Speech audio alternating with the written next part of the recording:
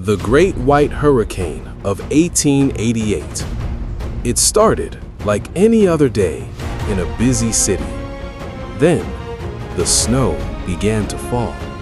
Soft at first, almost peaceful. But within hours, everything changed. The wind grew stronger, the snow fell heavier, and the city slowly disappeared. Streets were buried. People became trapped wherever they were. Some never made it home. When it finally ended, the city was silent, frozen in snow. So tell me, would you have survived? For more dark and untold stories, like, share, and subscribe.